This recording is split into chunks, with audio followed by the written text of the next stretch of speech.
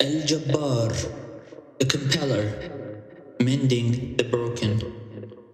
The Compeller, the truly great God, is far above anything they consider to be his partner. Some of the names of God contain many different meanings, sometimes seemingly opposing meanings, which is why it is useful to understand the linguistic root of each name. God's name, Al-Jabbar, indicates both majesty as well as beauty. The Arabic root of the word is Jim Ba Ra, Jabbar, which gives rise to meanings such as to compel, to be strong, as well as to mend what is broken. Jabbar, over the tyrants. As God is the compeller, this name demonstrates God's majesty and strength over his servants. Only he can compel everything according to his divine will, yet nothing and no one can compel him. In the Quran, the word Jabbar is used to describe human beings as tyrannical. This is because tyrants try to compel people to submit to their will. God says in the Quran, "In this way God leaves the doubting rebels astray, those who dispute God's messages, with no authority given to them, are doing something that is loathed by God and by those who believe. In this way, God seals up the heart of every arrogant tyrant." Jabbar. Yet, God is Al-Jabbar as well as the most merciful and the most just. His attributes are holistic, and the perfect form of each attribute, his compulsion, is never oppressive. Therefore, when we call upon God, Al-Jabbar, we are seeking strength from him, knowing only he can compel and change events. This is the name for all tyrants to know, because God can compel them under his will, and they will have to answer for their oppression. But this name is not only for tyrants. We should also be vigilant over our own selves and guard against breaking people, particularly those weaker than us. Allah might manifest his force over us due to our wrongful actions against others. Mending the broken. The Arabic word for a splint that is used to help a broken bone to heal is a jibira, which is from the same roots as Jabbar. A splint compels the bone to heal in the right way and restores it to its whole, unbroken state. Moreover, supplication, dua, that is frequently made is Allah Yajbur bi khatrak, which is difficult to translate, but roughly has the meaning, "May Allah console your heart," or "May Allah mend your heart." People say this to ask God to give the person for whom they are praying whatever his or her heart desires. Some of the scholars would supplicate, "Ya Jabir kul kasr, Ya Jabir kulli kasr," when they were faced with overwhelming difficulty, meaning, "O you who mend everything that is broken." Allah has named himself Al-Jabbar, and this means that he will mend what is broken. We need to be sure of that. And as human beings, we do feel broken at times. It can be for any number of reasons, such as hurtful words from others, emotional exhaustion, or the death of someone else, or the death of someone close.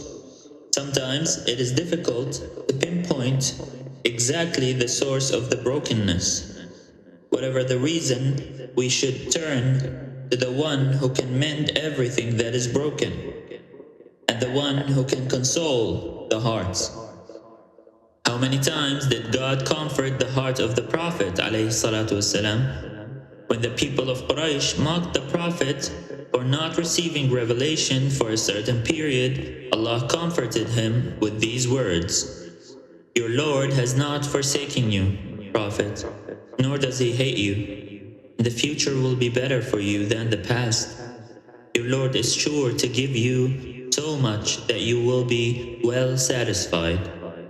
Did He not find you an orphan and shelter you? Did He not find you lost and guide you? Did He not find you in need and make you self-sufficient? So do not be harsh with the orphan, and do not chide the one who asks for help. Talk about the blessings of your Lord. The Prophet, peace be upon him, still faced difficulty, but his heart was put at rest by God Himself. When the Prophet, peace be upon him, was rejected by the people of Ta'if, after going there to seek their protection, and was chased away with stones and derision, he turned to Allah, not to pray against the people who harmed him, but to ask for His mercy. He was broken. He had lost his beloved wife and his uncle, and Allah comforted him through a young boy by the name of Addas, who saw the Prophet, peace be upon him, and brought him some grapes. After talking with him and realizing that he was a prophet, the young boy kissed his bleeding feet. That is Al-Jabbar. He then mended the heart of the Prophet, peace be upon him, in a different way. Through his miraculous journey of Al-Isra wal-Mi'raj, when the Prophet, peace be upon him, traveled from Mecca to Jerusalem, and from Jerusalem to the heavens in one night. The journey itself did not accomplish a great victory, nor did it help to convince the Quraysh that he was a prophet. On the contrary, the people of Quraysh mocked him even more for claiming that he had traveled to Jerusalem and back in one night. But God honored him after all the hardship he had gone through. It was a comfort and a spiritual support. Imagine how the Prophet, peace be upon him, must have felt after the journey, after being subjected to so much heartbreak and pain before. And this should be a lesson for us. When we are broken, we should turn to the one who can mend our broken hearts. Our lives might not change drastically, but He may console us through the kind word of someone that brightens our day, or someone who helps us with our problem. It may even be something greater. He will mend what is broken. Living with this name, do not break people. The worst thing we can do is be Jabbareen, compelling people until they break. God can compel tyrants, and He can cause our evil deeds to return to us in worse forms. If we are of those people who have hurt others in extreme ways, this does not mean that we cannot return to God. Perhaps the punishment of having the bad things we did return to us can bring us to know God, who can mend everything. Something bad happening to us in this world that brings us back to God is a blessing and ultimate mercy, because there is still time to seek forgiveness and mend our ways. Help those who are broken. Sufyan al-Thawri said that he had not seen an act of worship better for getting closer to God than consoling the heart of one who is broken. We should strive to be the means by which people are comforted, consoled, and helped, spiritually, emotionally, and physically. Go to God when you are broken. The worst thing one can do is turn away from God when one feels defeated. This is the time to go to Him and sincerely plead with Him to help. God would not have given Himself this name had He not wanted the broken to come to Him to be healed. Say this prayer between the two prostrations. One of the approved supplications between the two prostrations is, O Allah, forgive me, have mercy on me, guide me, console me, ijburni. grant me well-being and provide for me. This is from Tirmidhi Ibn Majah.